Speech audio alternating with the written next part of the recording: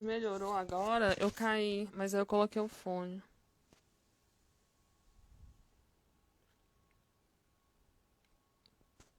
Meu Deus, a internet não tá prestando.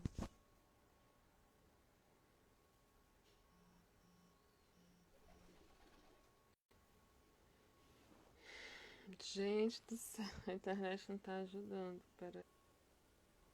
Gente, bom dia. Eu tô vendo se a Ingrid entra. Vocês estão conseguindo me ouvir agora? Tá dando certo?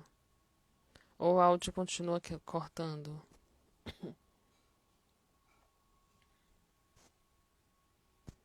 Vocês conseguem me ouvir? Que bom, graças a Deus. Ainda bem, Patrícia. A Ingrid entrou. Eu tô fazendo convite para ela.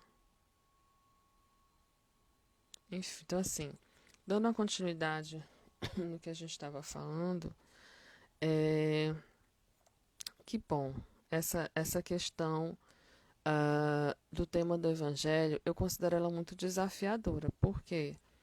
Porque a gente consegue perceber quão difícil é ah,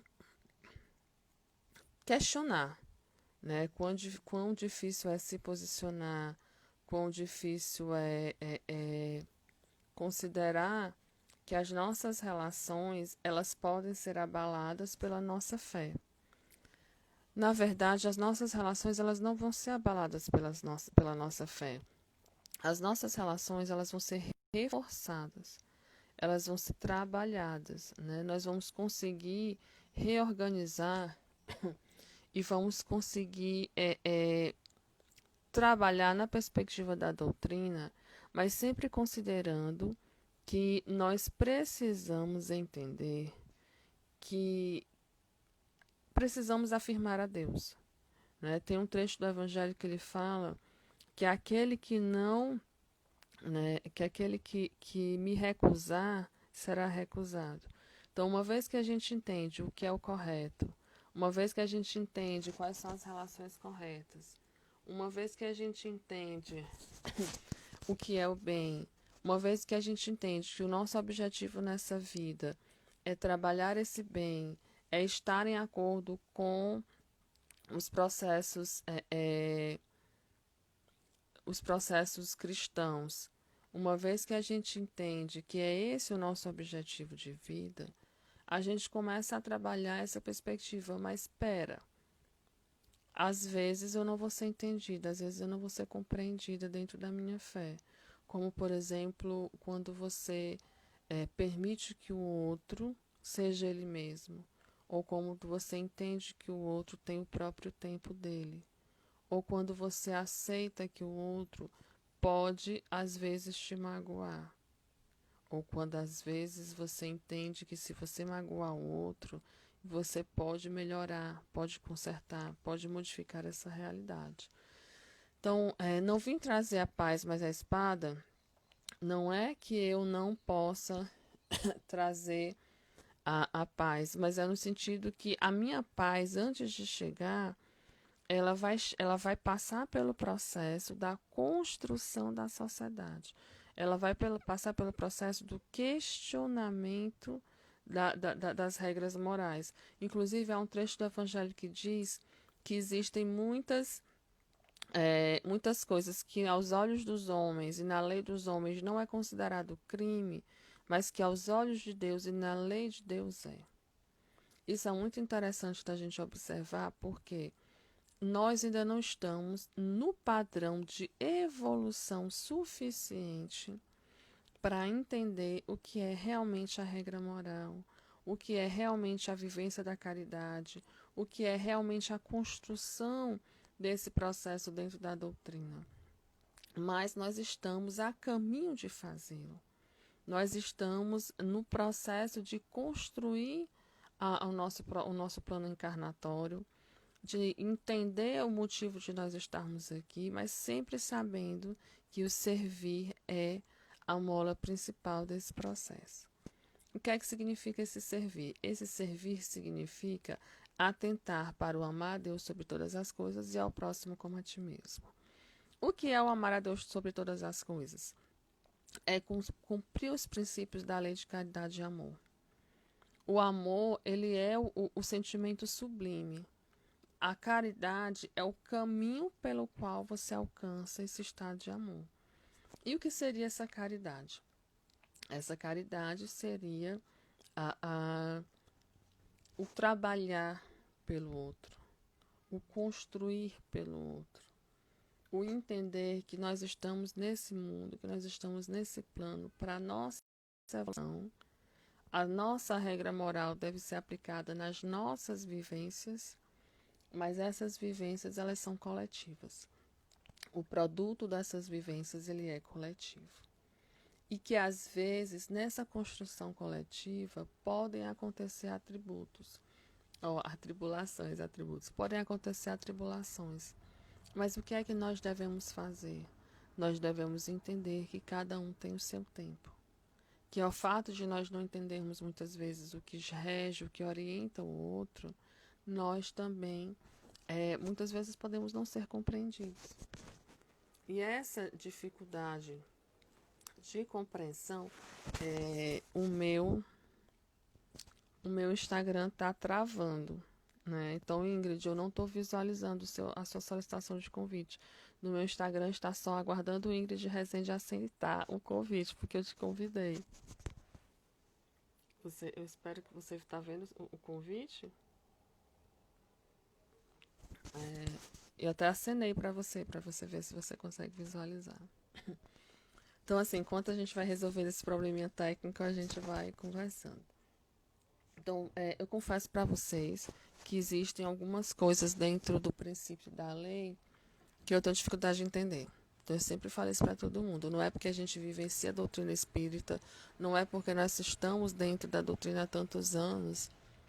Né? Eu tenho 40 anos, eu comecei a estudar o espiritismo e a frequentar casas espíritas com 12. Então, não é porque a gente está nesse processo há tempo que vai significar nada.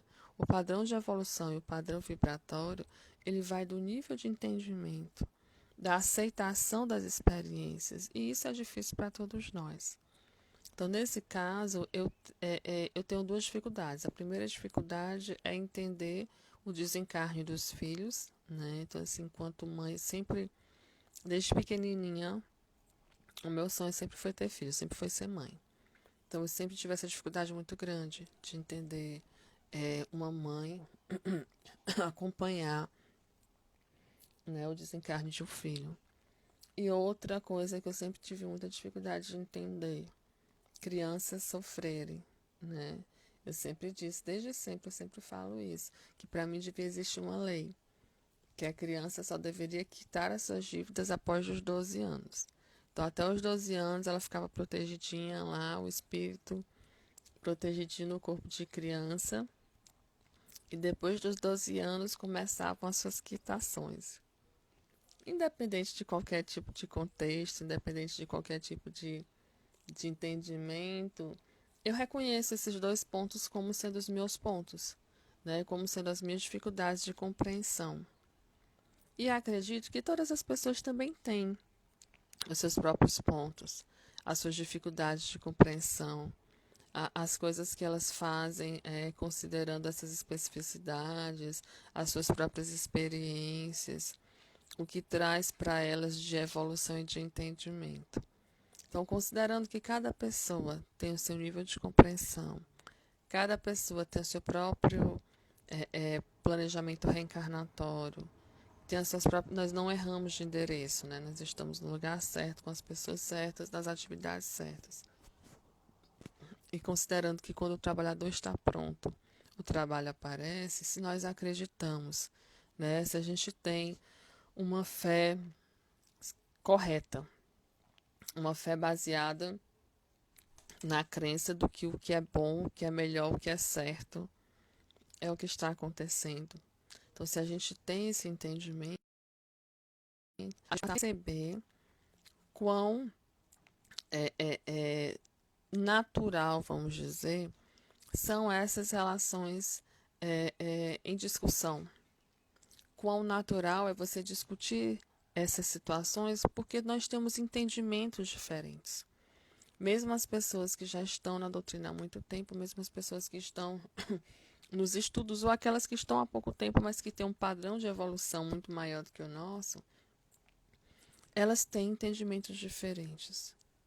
E cobrar do outro que ele tenha o mesmo entendimento que a gente tem é ilusório, porque nós não estamos nesse mundo para cobrar do outro, e sim cobrar de nós mesmos. O nosso objetivo nesse mundo é evoluir o nosso padrão vibracional, evoluir o nosso entendimento enquanto cosmos e não o do outro. O do outro cabe, a mim cabe o dever de ser melhor. Ao outro cabe o direito de ser aceito como ele é. E essa máxima, esse entendimento, ele abriga uma série de outros fatores. Que outros fatores são esses? Ele abriga o entendimento que nós estamos aqui com o objetivo de fazer o bem, com o objetivo de construir algo de positivo para a humanidade, ou com o objetivo de passar por essa encarnação não errando. Né? Muitos de nós passamos por séculos e séculos com dificuldades de entender alguns princípios e estamos nessa encarnação tentando fazer o nosso melhor. Desde que nem que o nosso melhor seja levantarmos de casa, nem que o nosso melhor seja levantarmos da nossa cama, nem que o nosso melhor seja estarmos naquele dia sem cometer nenhum ato, né, de punição com o outro. E isso é muito difícil. Não é porque nós estamos numa situação assim que nós não vamos entender, não é que nós não vamos aceitar, vamos dizer assim, essas discussões como necessárias. Né? A gente precisa entender que muitas vezes o negar o princípio moral, ele seria uma regressão. Então, reafirmar o princípio moral é dar um modelo para a sociedade que, apesar de todas as intempéries, que apesar de todas as dificuldades, que apesar de todos os problemas, nós estamos aqui na tentativa de construir essa relação, na tentativa de melhorar essa relação, na tentativa de aceitar essa relação. Aceitar que nem todas as pessoas vão pensar como nós. Aceitar que nem todas as pessoas têm a obrigação de pensar como nós. Aceitar que nós estamos nesse mundo com o objetivo de aprender. Então, se o objetivo é aprender, a gente vai ter que aceitar. Mas aceitar não significa ignorar, não significa fechar os olhos. Aceitar significa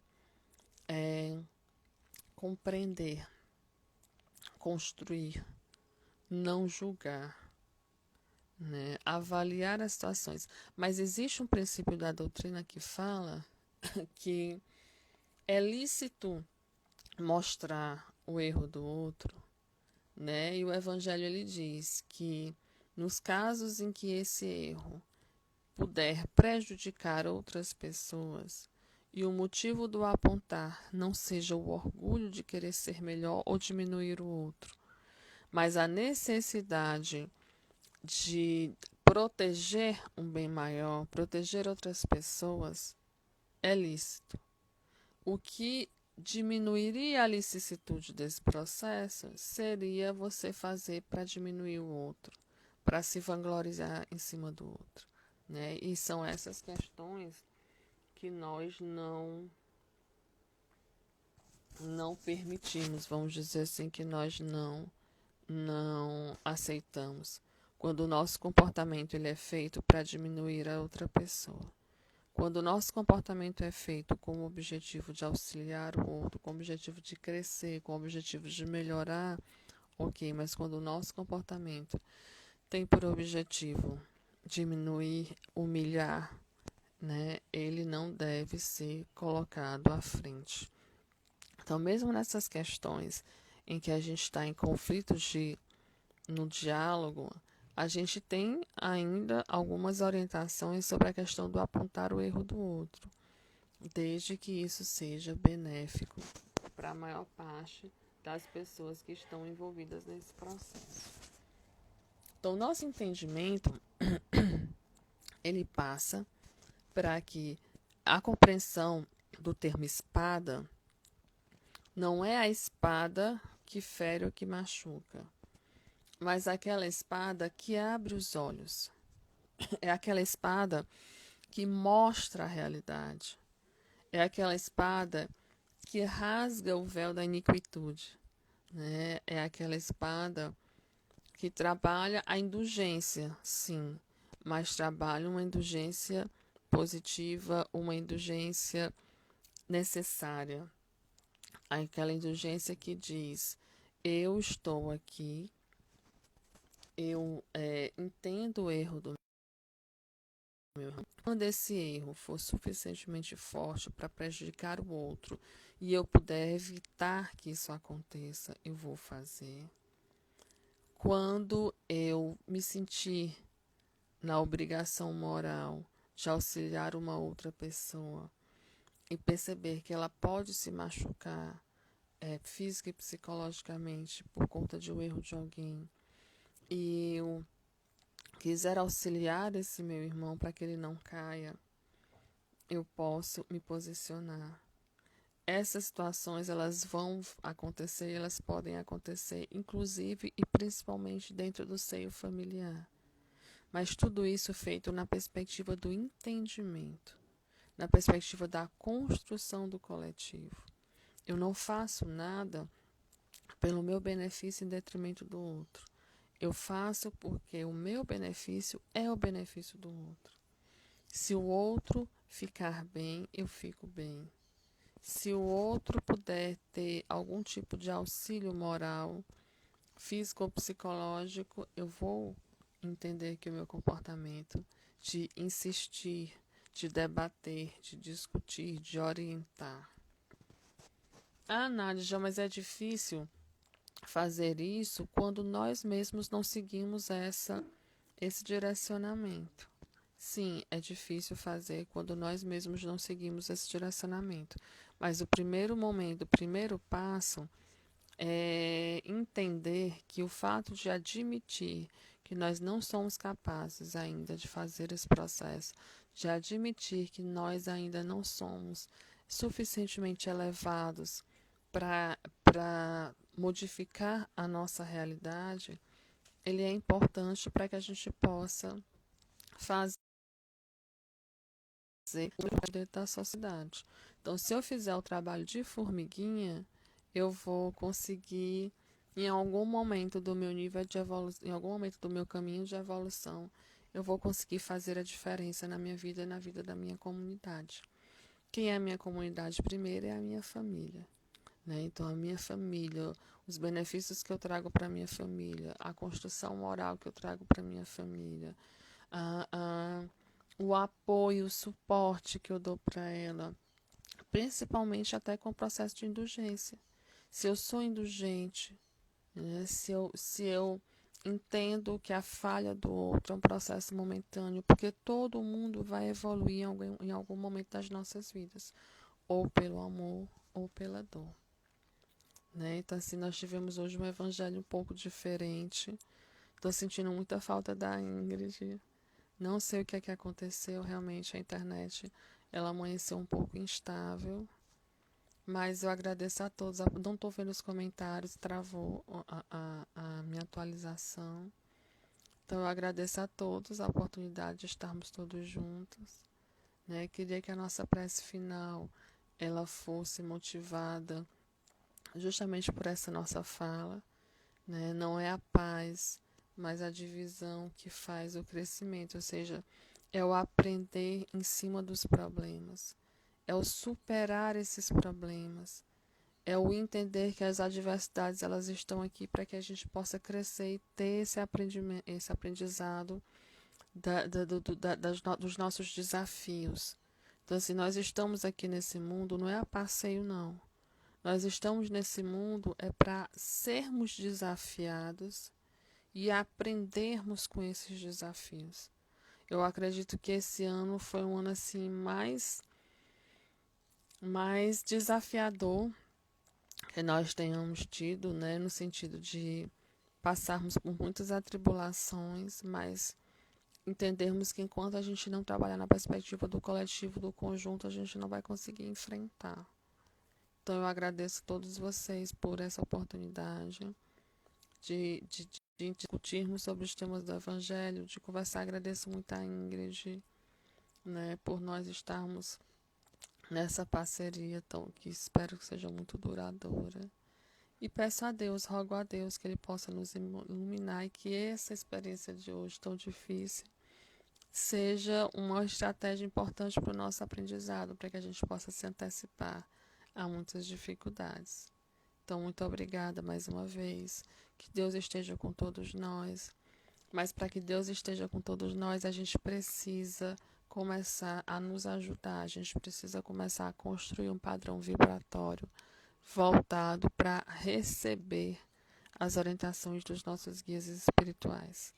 Então, que Deus nos proteja, que Deus nos guie, que a gente consiga estar todos nós juntos, todos os dias, num processo de vibração global, mundial, universal, né?